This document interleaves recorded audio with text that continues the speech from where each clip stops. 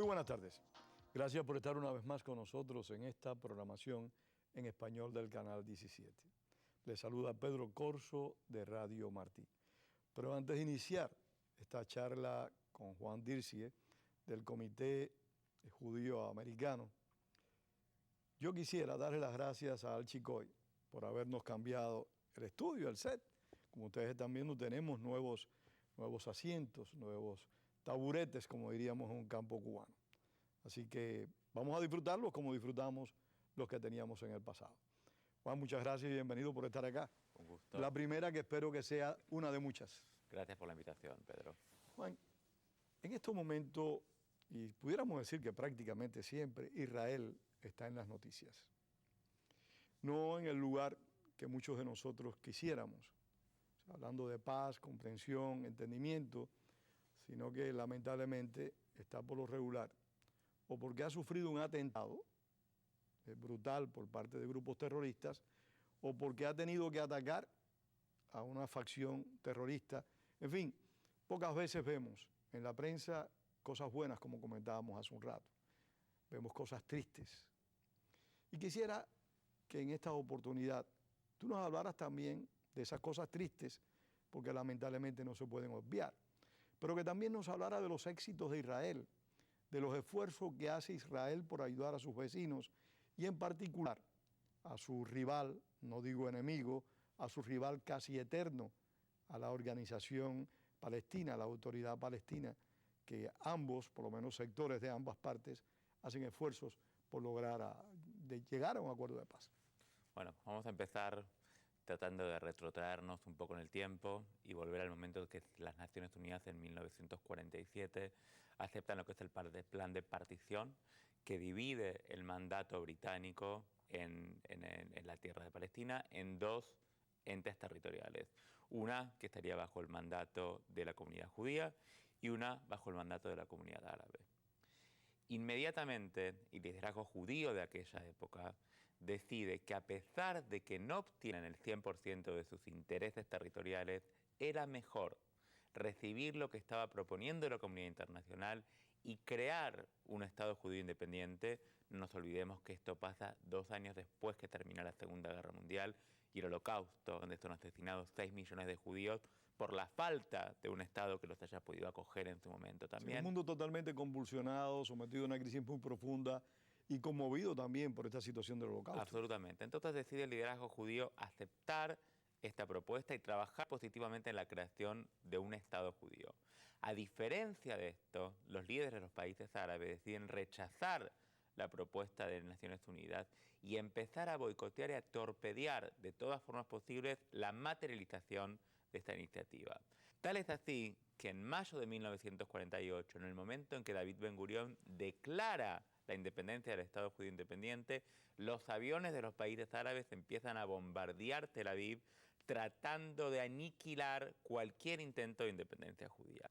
Y ante el milagro y el asombro del mundo y de los propios israelíes que tampoco sabían si esta iniciativa iba a ser exitosa, surge en el Medio Oriente un Estado judío independiente después de 2000 años sin independencia judía. Desde ese momento en adelante, los estados árabes primero y el liderazgo palestino luego, cuando se funda, luego en la década del 60, sistemáticamente van a ir rechazando la existencia del Estado judío, van a ir haciendo todo lo posible para desacreditar al Estado judío, primero a través de guerras, luego a través de actividades terroristas y de ataques terroristas a todo el mundo, y en los últimos años a través de un proceso de deslegitimización a nivel internacional, donde Israel trata de ser presentado como el culpable de una situación que le es impuesta justamente por la otra parte. Pero Juan, una de las cosas que más nos llamó la atención a todos fue que a pesar de esa virulencia que enfrentaron por años a los palestinos y a los israelíes, y los palestinos siempre contaron con el apoyo del mundo árabe, igual que Israel contó con el apoyo de Estados Unidos y varios países occidentales. O sea, fue una guerra, o fue un conflicto, para ser más preciso, en el cual hubo mucho del mundo. O sea, el mundo no fue ajeno a este conflicto.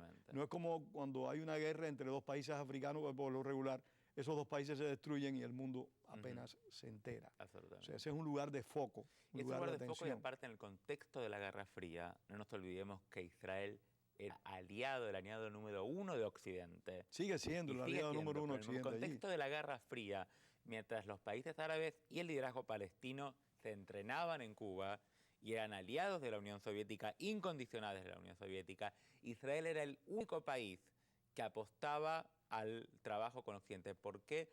Porque Israel fue y sigue siendo hasta el día de hoy la única democracia en el Medio Oriente, el único país donde hay libertad de prensa, donde hay elecciones absolutamente libres y donde todas las minorías tienen derecho tanto a votar y a participar en elecciones como a ser elegidos. Pero lo que te repetía, lo que nos toma de sorpresa es que en los años 90, a pesar de tantos años de conflicto, se llega como a una especie de diálogo entre palestinos e israelíes para llegar a un acuerdo que en cierta medida en el presente estamos viviendo los resultados de aquellas primeras conversaciones. Y la autoridad palestina en este momento está tratando de ser reconocida por Naciones Unidas. Lo logró en la UNESCO y ya hablaremos de las reacciones que eso ha ocasionado. Esto que intentó la autoridad palestina o que intenta en Naciones Unidas, ¿tiene alguna similitud con lo que hizo Israel en el año 48? Bueno, hay una gran diferencia. La primera diferencia es que la autoridad palestina surge de negociaciones directas entre Israel y el liderazgo palestino en su momento, que establecen el primer marco de acuerdos donde el liderazgo palestino renuncia al terrorismo como método para conseguir objetivos políticos y donde el liderazgo israelí se sienta a dialogar y dicen vamos a generar un camino hacia el establecimiento de una nueva realidad entre palestinos e israelíes, donde el gobierno israelí asume la responsabilidad de reconocer la existencia de un Estado palestino, pero de un Estado palestino que surja de negociaciones, donde ambas partes tengan que comprometerse primero a aceptar al otro. Si yo no te acepto a ti, Un punto básico. entonces si no te acepto a ti y no reconozco tus derechos legítimos, entonces no conseguimos nada y no cambió la situación. Cuando el presidente Mahmoud Abbas habla de Naciones Unidas en el mes de septiembre y no hace una mención en su discurso al derecho del pueblo judío, al derecho histórico del pueblo judío. Si el Estado palestino fue negociado entre el gobierno de Israel y la OLP, la Organización para la Liberación de Palestina, Abbas en más de una ocasión ha dicho que Israel tiene derecho a la existencia. No lo dijo en Naciones Unidas, pero lo ha hecho público y ha negociado con Israel. O sea, de hecho, tácitamente admite la existencia del Estado. Bien, excelente pregunta. Primero, el Estado palestino no ha sido negociado, lo que ha sido negociado fue la autoridad. La creación Palestina. de la autoridad palestina, Válida la que es aclaración. un ente autónomo que funciona en Cisjordania y en la Franja de Gaza. ¿Y con qué recursos vive esa autoridad? Muy buena pregunta también. Con impuestos que se recolectan y que Israel transfiere tanto a la autoridad palestina para que se haga cargo como de donaciones exteriores que vienen de otros países. ¿A quién se le colecta ese dinero, esos impuestos? A los palestinos que viven en los sectores de Cisjordania y de Gaza. Pero ¿y quién los colecta? Me decías Israel. Israel colecta y lo entrega. Ahora, pero fíjate que es interesante. En la Franja de Gaza no hay presencia israelí desde la decisión del primer ministro Sharon de replegarse. No hay un soldado israelí. Se fueron totalmente y fueron desterrados los asentamientos que había de colonos israelíes y todavía eso conllevó muchos problemas dentro de Israel entre los propios israelíes. Absolutamente, pero problemas. Todavía se sigue hablando de ocupación. ¿De qué ocupación estamos hablando? El problema aquí es que el liderazgo palestino, tanto de Hamas como de Mahmoud Abbas, de Al-Fatah, no reconocen al Estado de Israel con el derecho del Estado del pueblo judío. ¿Qué quiere decir? Hablan de un Estado de Israel que existe en la región, pero no lo reconocen como el Estado judío. ¿Por qué? Porque su expectativa es que los refugiados palestinos regresen y regresen a todos los lugares donde ellos quieran. Y la desestabilización sería terrible. Y por un cambio demográfico natural se convierta en un nuevo Estado árabe, cosa que es inaceptable porque viola el derecho absoluto del pueblo judío a tener un Estado y la resolución de Naciones Unidas que había establecido la partición y la creación de dos Estados, uno judío y uno árabe. Y hasta que no haya un reconocimiento de parte del liderazgo palestino de esa situación, es imposible avanzar en la solución. Por eso es que se niega Israel, si no existe una negociación previa. Dice, vamos a sentarnos a negociar y traigamos a la mesa de negociaciones el tema territorial, traigamos a la mesa de negociaciones el reconocimiento del carácter judío del Estado de Israel, traigamos a la mesa de negociaciones el tema de los refugiados que se fueron de sectores que pasaron a ser controlados por el gobierno de Israel y refugiados que tuvieron que huir de los países árabes, judíos que vivían en los países árabes desde miles de años y que tuvieron que irse porque eran sometidos a ataques constantes y tenían que tomar la decisión en 24 horas de abandonar los países. Sin remontarnos en el pasado. Pero... Pero fíjate qué interesante. Estos refugiados judíos que se van de los países árabes en el año 48, 49, 50, se van, estamos hablando del mismo número que de los palestinos que se van de Israel. Más o menos. Y no reciben un centavo de nadie, ni van a Naciones Unidas a pedir que se haga un comité de refugiados. Ni son considerados como refugiados tampoco. Son considerados como refugiados y son absorbidos por un Estado de Israel que cuando se crea, como dijimos antes, en el 48, nadie sabía si iba a existir en 5 o en 10 años más. Y sin embargo, son absorbidos por este nuevo Estado judío con la ayuda del judaísmo mundial y hoy son ciudadanos absolutamente aclimatados y asimilados dentro de la sociedad israelí. A diferencia de eso, los refugiados palestinos que se van por decisión propia en muchos casos, por no querer vivir bajo el gobierno israelí, es legítimo, pero se van por decisión propia y se instalan en países árabes multimillonarios por los ingresos de los petrodólares. ¿Y reciben ayuda de estas personas? Estas personas siguen viviendo hoy en la miseria más absoluta. ¿Por qué? Porque los países árabes, en vez de ayudarlos a superarse económicamente, los mantienen como un arma contra el Estado de Israel. Me obligas a preguntarte, ¿es para algunos estados árabes un negocio que existe el conflicto palestino-israelí? 100%, 100%. Y sin embargo, cuando el rey Hussein de Jordania los expulsa en lo que se llama Septiembre Negro de la década del 70, y luego cuando el Líbano los expulsa y cuando Túnez también tiene la postura, no escuchamos. Siempre lo que escuchamos es la crítica contra Israel que los expulsó o que los sacó de Israel. Sin embargo, el resto de la historia jamás la escuchamos. ¿Por qué? Porque para el mundo árabe la presencia de la miseria palestina sigue siendo la mejor arma contra la existencia de un Estado judío en el Medio Oriente. Ahora, y también te repito, antes de que se creara el Estado de Israel, ¿cómo convivían los palestinos, los árabes y los judíos, los israelitas? ¿Convivían bien, compartían o existían los conflictos que se generaron a partir de la constitución del Estado? Bueno, vamos a empezar. Muy breve porque el tiempo... Siempre hubo presencia histórica en la tierra de Israel durante los siglos de los siglos. Siempre hubo una presencia histórica porque siempre Israel fue el centro de la identidad judía. La palabra Israel y Jerusalén figura en la Biblia cientos de veces. El año que viene en Jerusalén se estaba yendo hace 2000 años. El judío reza mirando hacia Jerusalén y sin embargo no hay ninguna mención de Jerusalén en el Corán. El profeta Mahoma nunca estuvo en Jerusalén y los musulmanes rezan mirando a la Meca. Con lo cual la importancia que tiene Jerusalén para el pueblo judío es única y es incomparable con cualquier otra ciudad y claramente con el Islam. Ahora, la presencia de judíos y árabes en la tierra de Israel se fue dando de acuerdo a quienes gobernaban en la región. Tú sabes muy bien que en la época de los ingleses. Tú sabes muy bien que la tierra pasó de manos en manos porque era un centro geopolítico muy importante.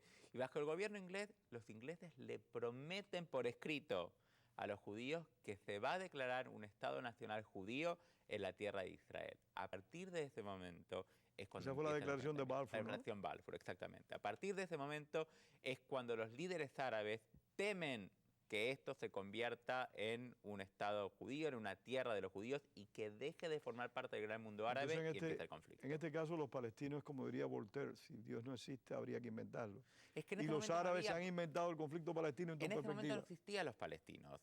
El movimiento palestino, como lo conocemos, se crea mucho después, paradójicamente creado por Arafat. ¿Dónde había nacido Arafat? ¿Tú sabes, Pedro, dónde había nacido? Creo que nació en Siria. En Egipto. Entonces trae, y no estamos hablando de no o sí el derecho, nosotros hoy reconocemos el derecho de un pueblo palestino de tener un Estado. Y el HAC fue una de las primeras organizaciones judías de los Estados Unidos que lo reconoció. Pero lo que entendemos es que no haya una negociación donde las dos partes se sienten y acuerden. Los asentamientos que está todavía promoviendo el gobierno de Netanyahu en zonas que se dicen que están en disputas. No estoy hablando de quién tiene o no la razón. Estamos de acuerdo. Pero ¿en qué medida esos asentamientos no irritan más todavía la situación y ponen a Israel en una situación crítica desde la perspectiva de naciones que quieren resolver un conflicto que realmente es sangriento y a la vez costoso económicamente? Los asentamientos son una excusa que dio el liderazgo palestino para no sentarse a negociar. Durante 10 meses, el gobierno de Netanyahu, que es un gobierno de derecha, no nos olvidemos, que responde a un electorado que vota a favor de la construcción, decide asumir el costo político y renunciar por 10 meses a la construcción. No se construyó una vivienda durante esos 10 meses. ¿Dónde estuvieron los palestinos durante esos 10 meses de las negociaciones? Ni asomaron la cabeza. Esperaron a que terminen los 10 meses para decir, sigue la construcción en los asentamientos, los israelíes no quieren la paz. Pero señores, 10 meses de moratoria y no se acercaron a negociar. Entonces, cuidado con ese tema, porque lamentablemente los palestinos están dejando pasar una tras otra las oportunidades de negociar y de llegar a una solución, y están buscando un camino que es muy peligroso, y es el camino que puede llevar a la inflación y a la violencia de los grupos más radicales. ¿Tú crees que estos grupos radicales favorecen una confrontación con Israel, una especie de nueva intifada, un conflicto que desgaste a Israel o que obligue a los estados árabes a actuar tal y como ocurrió en los 70 y los 60? El gran problema hoy es que los grupos radicales como Hamas y Hezbollah están financiados por Irán.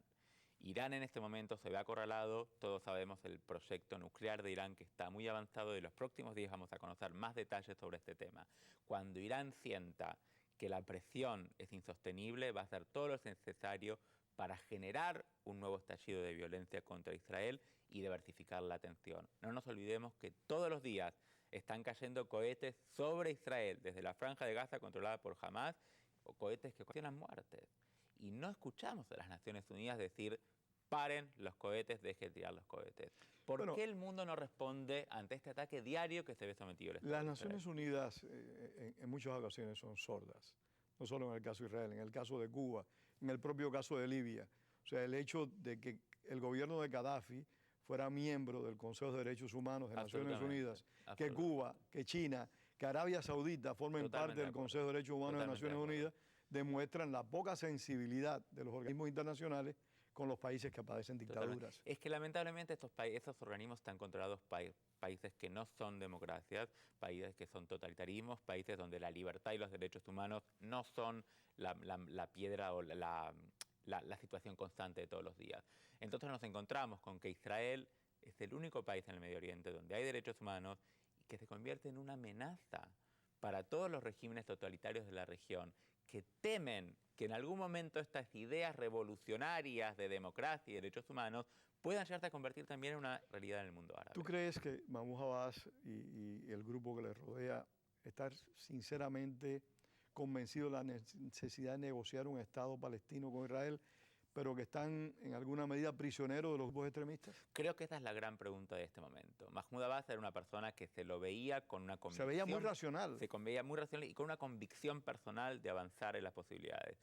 Pero estas últimas maniobras llevadas a cabo en Naciones Unidas están marcando el camino equivocado. Esto no beneficia a Mahmoud Abbas, esto beneficia a quienes promueven una estrategia mucho más radical contra Israel. Creo que Mahmoud Abbas todavía tiene la oportunidad de sentarse a negociar y de traerle a su pueblo. No nos olvidemos que los palestinos también quieren paz, quieren terminar este conflicto. Nadie quiere vivir en una situación de guerra constante. En el caso de Hamas, que son el grupo rival en cierta medida no solo de Israel, sino también de Abbas, ¿cómo es posible que se convirtieran, de hecho, en la autoridad máxima en la zona que Israel se retiró? Porque el gobierno de Hamas derrocó al gobierno de Abbas, lo hizo salir, lo expulsó de la Franja de Gaza, lo persiguió. Por la fuerza. Por la fuerza. Hay casos concretos de aniquilación de miembros de Al-Fatah, Franja de Gaza, que tuvieron que ser replegados a la zona de Cisjordania, y por eso la conversación de Israel siguió con la autoridad palestina representada por Abbas, donde hubo un avance económico impresionante. Durante los últimos años, el crecimiento económico en la zona de Cisjordania es uno de los más asombrosos del Medio Oriente, el que controla Abbas. ¿Por qué? Porque Israel y Abbas estaban interesados en el florecimiento económico para hacerle demostrar a su pueblo que era mucho más beneficioso llegar a la paz y un acuerdo. Es que es más barata la paz que la guerra, no cabe duda. Por mucho que tú ayudes. Pero no solo es más barata, sino que hay una necesidad de solucionar el tema de los dos pueblos. O sea, tanto el pueblo israelí como el pueblo palestino está cansado de vivir en esa Ahora, situación. permíteme, para ir aclarando yo también información y favorecer a nuestros televidentes. Jamás no fue a unos comicios, unas elecciones en Gaza y se las ganó a la gente. Después de que se derrocó al gobierno de Abbas, hubo elecciones. Fue cuando la ganaron. Hubo elecciones en la Franja de Gaza y ganó Hamas, lo cual también nos genera una cierta duda, ¿no? Como estos grupos extremistas terroristas, porque abiertamente Hamás, en la Carta Orgánica, o sea, sin disfrazarlo, dice que el objetivo No, destruir el Estado de Israel, no puede existir. Israel, Sí, o sea, la aniquilación completa del Estado de Israel. Y sin embargo, gana en elecciones democráticas y accede al poder. Con lo cual, ahí tenemos un gran interrogante de cuál es el objetivo real, ¿no?, de todo esto. Y lo que también nos preocupa mucho, como tú mencionabas, es este acuerdo Hamás-Fatah. Si son dos grupos que tienen una visión distinta, tan distinta, ¿cómo acepta Abbas convivir con Hamás? O quizás no hay una visión tan distinta y son dos caras de la misma moneda. Y eso lamentablemente lleva al el cambio de Yasser Arafat, que en definitiva fue el líder y el principal impulsor de todo este proceso palestino, o por lo menos la cara más visible, fue durante muchos años un terrorista abierto y confeso. Absolutamente. El problema fue que en un momento creímos que Arafat tenía una convicción de llegar a la paz. Y se apostó y se le perdonó a Arafat todo lo que había hecho y el daño de millones, ¿no?, de daño material y daño físico y muertes que generó el terrorismo de Arafat, y se lo perdonó, porque se pensó que se iba a apostar a un futuro de paz. Sin embargo, Arafat demostró que al final de cuentas era un estafador, había usurpado el dinero palestino, que hoy está en cuentas de banco, y creo que hay una denuncia muy concreta. Era un corrupto en toda la extensión de la palabra. Un corrupto, pero más que nada una persona que no estaba dispuesta a llegar a ninguna solución al conflicto. Esperemos que Abbas no se convierta en el nuevo que va a defraudar no solo a los israelíes, sino a los palestinos. La situación interna de Israel, o sea, las fuerzas políticas que se albersan en el país, las fuerzas políticas que quieren asumir el control de la nación, que es lo que aspira a todo político, ¿en qué medida pueden convivir? ¿En qué medida pueden hacer gobiernos viables ante el recrudecimiento de la situación y en el caso de que Naciones Unidas reconozca a la autoridad palestina como Estado? Bueno, yo creo que el sistema político israelí demostró una solidez increíble, porque a pesar de toda la amenaza exterior que siempre existió en contra de Israel, jamás se violó el sistema democrático en el Estado de Israel y funciona hoy como una democracia ejemplo en el mundo, donde hay una diversidad de factores y de voces única en el mundo. Ahora, el tema de Naciones Unidas es un tema muy sensible dentro de la opinión pública israelí. Es un tema que puede llegar a, en ciertas formas, a polarizar Por al eso electorado. te preguntaba. Puede polarizar al electorado en sectores que dicen lo que hablamos antes, las Naciones Unidas por su concepción misma es antidemocrática, entonces nunca va a favorecernos, y sectores que apuestan a una conversación con Naciones Unidas. Yo creo que hoy el tema más importante de la sociedad israelí que estamos viendo estos días es el temor a un Irán nuclear. Creo que esa es la principal preocupación, es qué pasa si algún país toma una medida preventiva contra Irán, porque lamentablemente... Algún país en este caso se está hablando de que Netanyahu llegó a plantear de que si Estados Unidos no tomaba la iniciativa, él se vería obligado a atacar el desarrollo nuclear que está haciendo Irán. El tema es que las sanciones no están dando, si bien están dando resultado, no es el resultado que todos esperamos de forma inmediata, y mientras se siga apretando a Irán, y esta semana el Comité de Relaciones Exteriores del Congreso de los Estados Unidos aprobó medidas mucho más fuertes de sanciones contra Irán, esto no está deteniendo a Irán. Yo creo que en general las naciones han sido débiles con Irán y no han aplicado las restricciones que demandaban las circunstancias. Pero a la vez yo me pregunto, si Israel ataca a Irán, ¿qué puede salir de ahí? Ahí se puede destapar la famosa caja de Pandora, porque Irán es un monstruo en habitantes, yo creo que en extensión en relación a Israel. O sea, Israel se vería obligada tal vez o a recurrir a todos sus recursos convencionales o a recurrir a armas de otras características nucleares, como se dice que tiene, para poder de verdad neutralizar los proyectos iraníes. Primero, Irán no es solo una amenaza para Israel. Irán es una amenaza Estoy para de acuerdo Jordania. contigo. Perdona, no fui justo en eso, es el verdad. Medio Oriente y para el mundo Europa, entero. Para el mundo entero. Ahora, es mucho peor el peligro de un Irán nuclear que la necesidad de detener a Irán.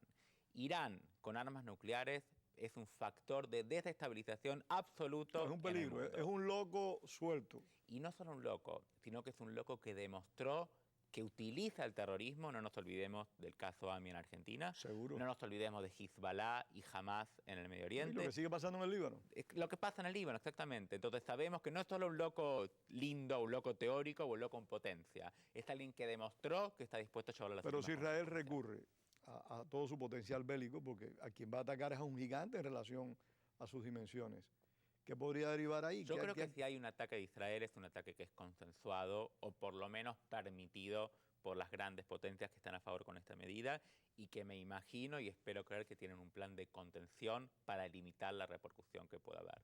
Pero reitero, un Irán nuclear es un peligro que el mundo hoy no se puede permitir.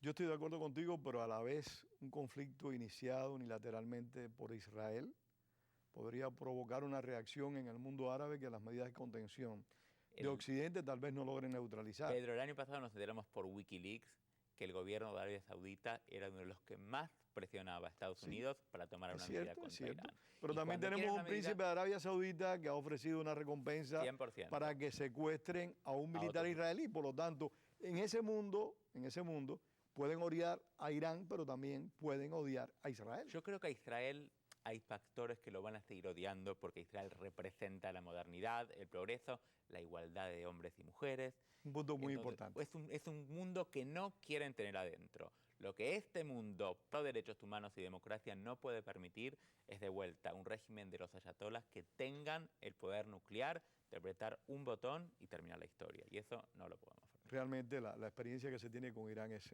muy lamentable y es un gran riesgo. Muchísimas gracias, Juan. Por favor. Gracias por haber estado en este programa. Y gracias a ustedes.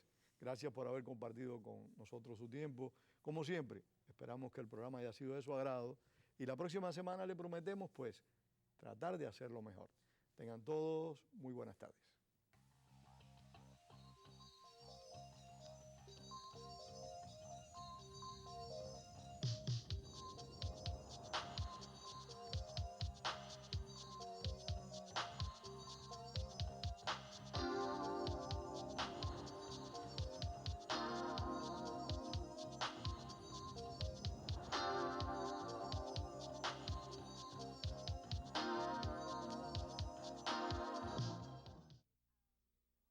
Estar conectado al Internet es importante.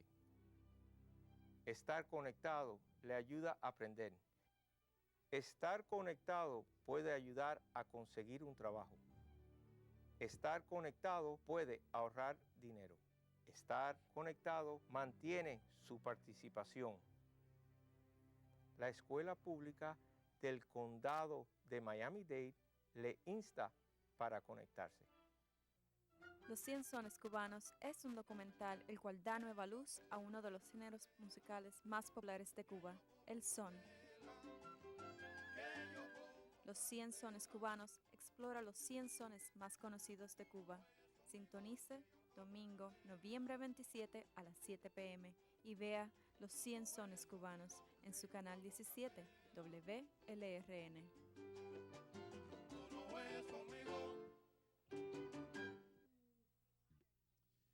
Queridos televidentes, he tenido que tomar esta decisión de poder tomarles un minuto de su tiempo para que escuchen la situación en la que se encuentra su canal 17 y este bloque de programación en español. Tenemos unos momentos difíciles económicos. Si no hacemos algo, posiblemente esta programación pues no podrá continuar. Pero yo sé que con la ayuda suya, y estoy seguro porque cada vez que se las pido siempre me responden, vamos a poder seguirle llevando esta programación a ustedes. Va a aparecer una información en la pantalla, tanto ahora como en el final, para que usted, a medida de sus posibilidades, pueda enviarme una contribución. Lo mismo de $1.50 que de aquellos que puedan de 1,000. Necesitamos su ayuda para poder continuar con este servicio que llevamos ya más de 30 años llevándosele domingo tras domingo. No me fallen, ayúdenme, envíeme lo que usted pueda y envíenselo a amigos del canal 17 o WLRN Programación en Español. Ayude a sus programas